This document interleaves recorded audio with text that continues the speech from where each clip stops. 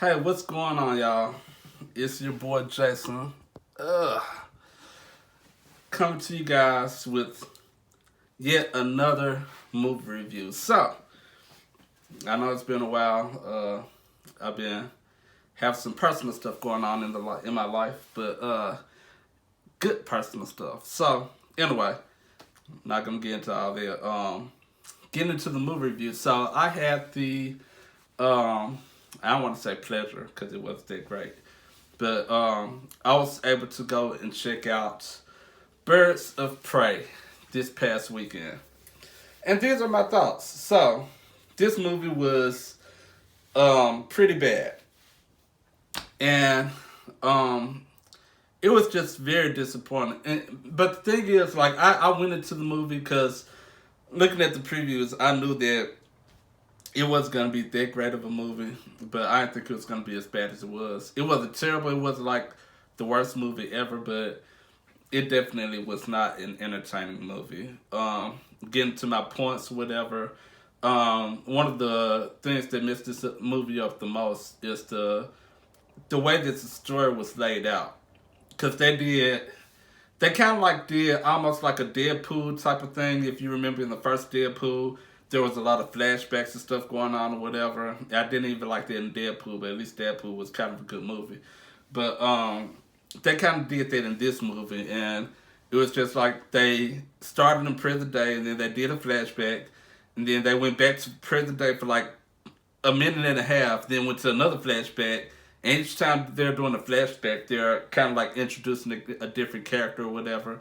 So I understand like they have to do character introductions or whatever, but like they really could have did a better job, because at one point it just gets like confusing, and it's just like, okay, are we in present day? Are we still in the flashback?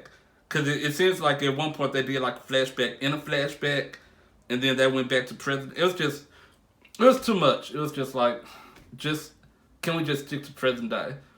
So I didn't really like that. I didn't really care for that at all. It messed up the story for me, and the story was already not the best story. Once again, I feel like particularly in superheroes, one of the things, or in superhero movies, one of the things that make great superhero movies are classic villains. And this movie pretty much had, like, he was just a rich mobster almost. Like, he just was a guy that just had a lot of money. Black Mask or whatever, that was his character's name. I'm not really familiar with his character in the comic book. I don't know if he was like that or not.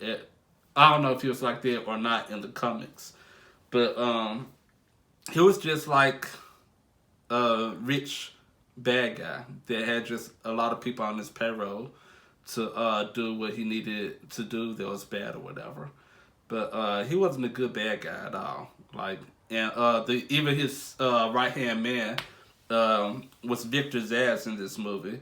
And if you are any of you all who watch the series Gotham on Fox, Victor Zsasz was also one of the characters that was on Gotham. And the Victor Zsasz on Gotham was 10 times better than this Victor Zsasz. Like, this Victor Zsasz, he sucked. Like, he wasn't a good bad guy at all. He kind of like had a little psychotic type of characteristic going on with him, and it didn't really work for him. Like, the Gotham Victor's ass, like, he was, I don't want to say he was thugged out, but he was somebody that you did not want to mess with. Like, this guy, he knew where his head was. He was serious about his business, and like, I liked that Victor's ass. This guy, he was just like kind of slow a little bit and kind of psychotic a little bit, but not so much that you need to be like super afraid of him or whatever. It was just like he just got off on torturing people a little bit. But I like the Gotham Victor's ass way better. The other thing I did not like about this movie, so of course Jared Leto was not in this movie. There was no Joker character in this movie, but where they messed up at for me in this movie, they mentioned the Joker so much that you missed the Joker in this movie. I understand like Jared Leto is arguably the worst Joker in Joker history. Like most people hate his Joker or whatever. But in this movie, he was very much so needed. Like I missed him in this movie. Like his character or his version of the Joker could have been very useful in the making of this film. And I say that because not necessarily saying that this movie couldn't be done without the Joker, but like they mentioned it. Like they did so many like flashbacks and like they didn't have the Joker in the movie like Jared Leto in the movie, but they'll show like a flashback where they'll show only the back of his head or something like that, and like that you want to actually see the Joker, but you'll see like his back, or you'll see like he was mentioned a lot in flashbacks in certain scenes or whatever. When him and Harley Quinn dove into the pool of chemicals or whatever, Acme chemicals or whatever. Like they showed this scene or whatever, but they never did show the Joker's face. And the thing is, in the previews of this movie, like you will see like this supposed to be Harley Quinn's emancipation from the Joker or whatever. This is supposed to be her getting out and doing her own thing or whatever. So when I went into this movie, I went in with the expectation that she was gonna have like maybe about 5 minutes and miss the Joker or whatever. Yeah, Joker broke my heart or whatever, and I miss him so much or whatever, but I gotta move on and do my own thing or whatever, blah blah blah, whatever. I knew it was gonna happen, and which it made sense for that to be in the story. But they went on with this for like almost half of the movie. It was just like, dude, get over the Joker already. Like, stop bringing him up. And it's just like, they made you miss the Joker in this movie. And so I feel like if they was gonna take Jared Leto out, I'm good with that. But don't mention him so much. Just leave his character alone. Bring him up. Say, okay, yeah, him and Harley Quinn broke up or whatever, and this is her moving on. Like, give the Joker about 5 minutes worth of mentioning, and then move on with the rest of the movie. So I really did not like that about the movie. That aspect about the movie, the fact that they didn't put the Joker in it, but they mentioned him like a million times. Almost like I'm doing this movie review right now. But the other thing is Black Canary. The Black Canary character in this movie, I actually liked her. But if you're familiar with the Black Canary character in DC, you know that she has the ability, their superpower, where she can like scream real loud or whatever, and it's almost like a force, just like knock you off your feet or whatever. But she only used her powers once in this movie. Like, and they got in a lot of, like, I don't want to say a lot of bad spots, but there were plenty of parts in this movie where she could have used her powers to get out of a bad situation, and she did not. And I was just like, how you gonna have, I thought that, Black Canary, she was gonna be, doing her thing or whatever, but nah, she was just like somebody who knew how to fight real good. And then there's this one part in the movie where she actually used her powers, and then that was it. And she passed out and stuff. I was just like, come on, dudes. y'all hurting me. Y'all really, it's not looking good. But the movie wasn't all bad. I will say that Margot Robbie, I believe that's how you pronounce her name, Margot Robbie, the young lady who plays Harley Quinn, she is an excellent Harley Quinn. I didn't really like the way that the movie was laid out and written and everything or whatever, but her performance playing Harley Quinn, bar none, is just awesome. It's on point. It's exactly how Harley Quinn would act or portray herself to be or whatever, to the T. Like, this woman has done her homework with Harley Quinn. I take my hat off to her. Like, she did an excellent job. I almost want to say that she is to Harley Quinn what Robert Downey Jr. is to Iron Man. Like, you know how you say you can't see nobody else playing Iron Man or whatever? I almost want to say that about Margot Robbie, but I need her to do like one more movie that's actually good because like Iron Man was a good movie, and all of the Marvel movies that he was in were like really good movies or whatever. So he cemented himself in the Iron Man character. Nobody else. Nobody, not for years in a way. Maybe like years down the line or whatever, when they maybe do a whole reboot on all of the Avengers. Maybe somebody could play Iron Man then, but not right now. If they ever do another Iron Man right now, it cannot be anybody other than Robert Downey Jr. right now.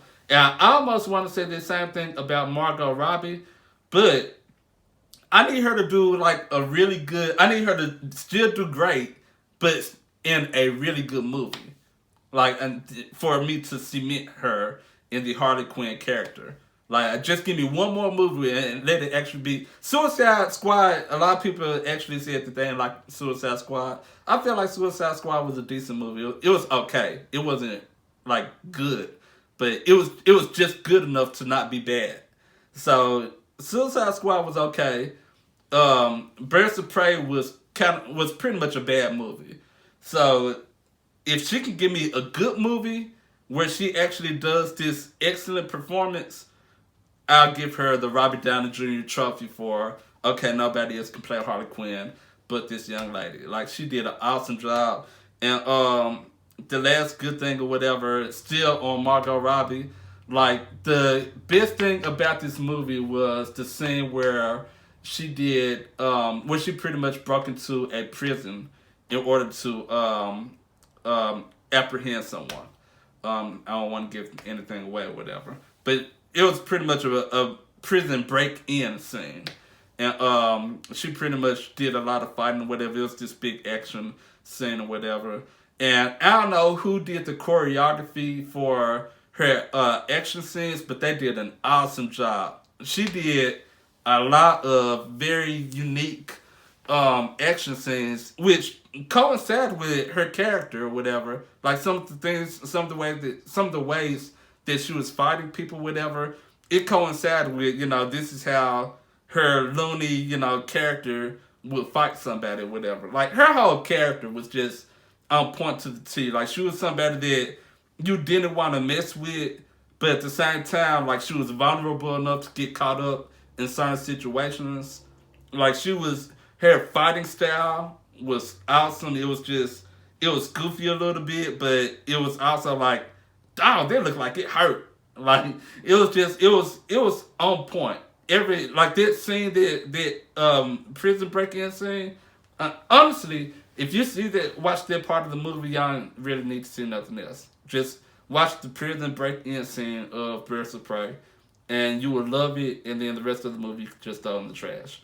So, and this is kind of the reason why I do my movie reviews, so you can save money when necessary, which leads me to my bottom line. Is this movie worth seeing? No, not at all. You can save your money. Do not go to the movies. If you want to see this movie, don't spend any money to see the movie, or wait till it comes out on Redbox. I maybe paid like $1 or $2. It's been so long since I used Redbox. I don't even know how much it is anymore. But like, I might pay $1 or $2 to see this movie, but if you can see it for free, please do so. Choose so to do that. But other than that, like, this movie is not worth your money to see. I'm sorry, anybody who was looking forward to this movie. For me, it was a letdown. So that's about it. I feel like I talked too much or whatever. I'm gonna let you guys go. Like and subscribe to my page if you like. If not, realthoughts.net will be updated as this video is posted. So come check out realthoughts.net. I know it's been a while. I haven't updated it in a while. But it will be updated as this video is posted. So come check me out at realthoughts.net, or like and subscribe to my YouTube page, Real Thoughts at YouTube. That's about it. I will holler at you guys later.